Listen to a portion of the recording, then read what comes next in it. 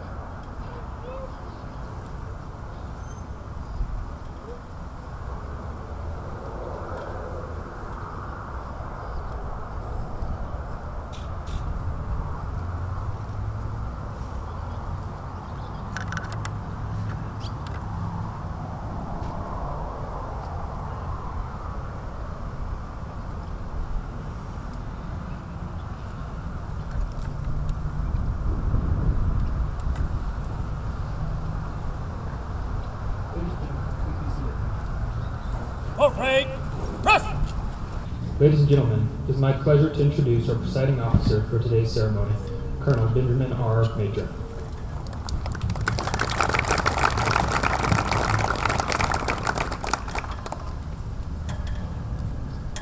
Good afternoon, and thank you for joining us today on this historic occasion, the end of the non-standard aviation mission at Cannon.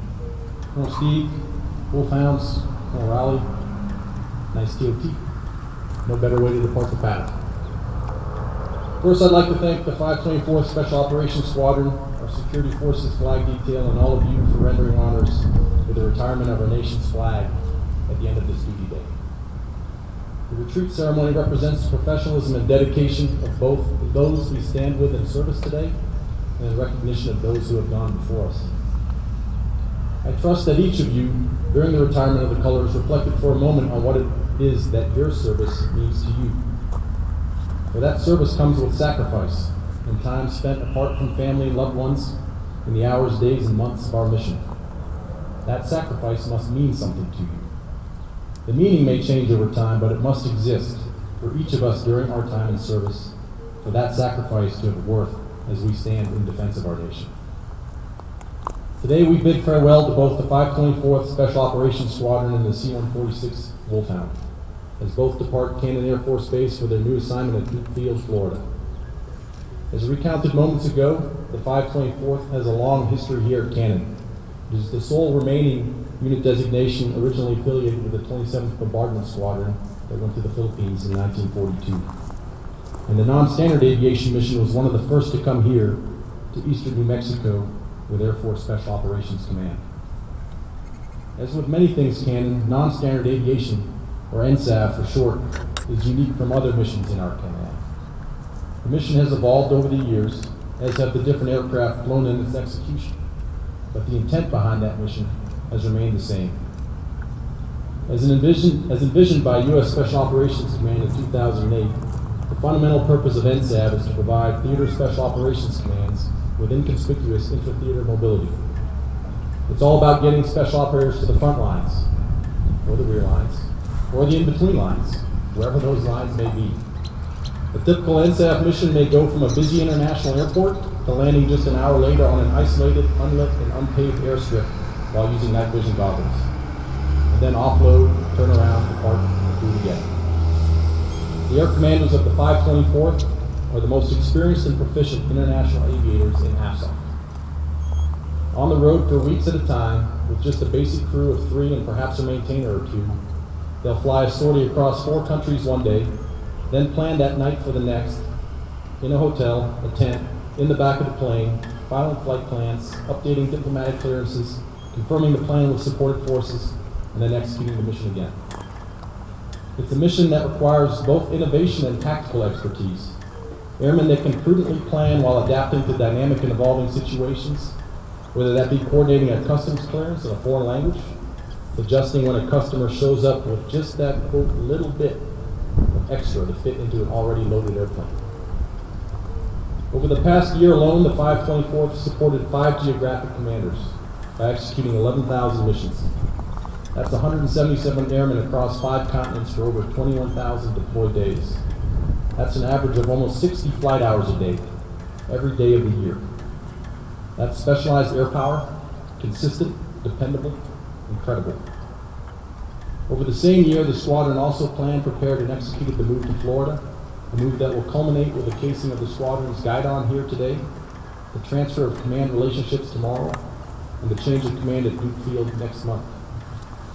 Part of that transition also involved forging a new relationship with our total force in AFSOC, and the 859th Special Operations Squadron in Air Force Reserve Command.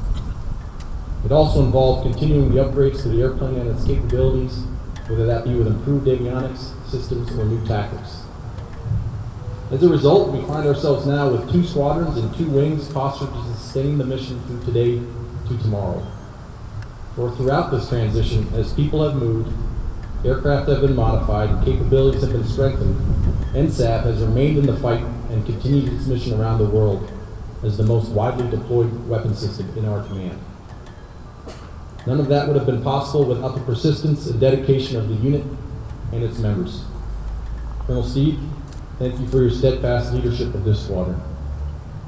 To the air commanders of the 524th, thank you for your current professionalism and excellence in your mission, from yesterday through today, and in recognition of many operations yet to come.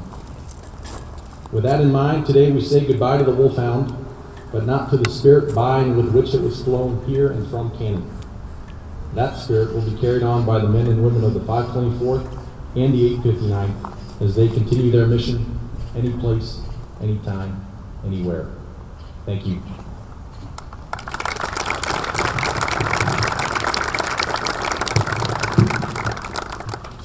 Thank you, Colonel Major.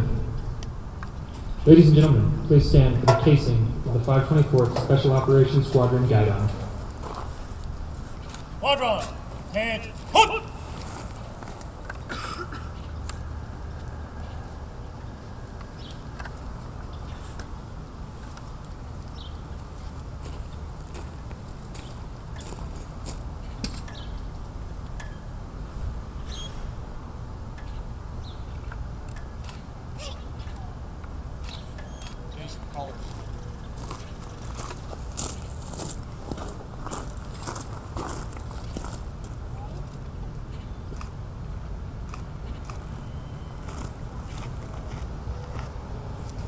Attention to orders.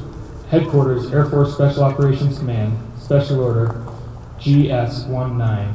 Under the provisions of Air Force Instruction 38-101, the 524th Special Operations Squadron is relieved from its present assignment to the 27th Special Operations Group and is assigned to the 492nd Special Operations Group, effective 1 June 2017.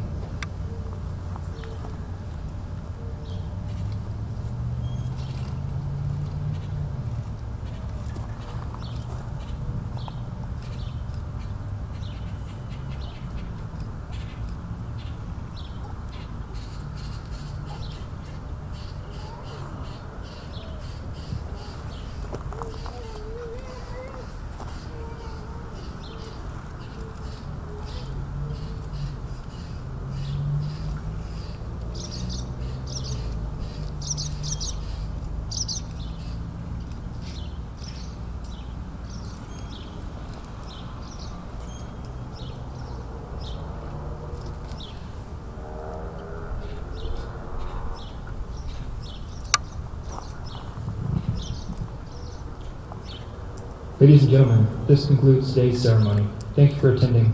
Please be sure to join us for our reception, which will be held at the landing zone. Order! Dismiss!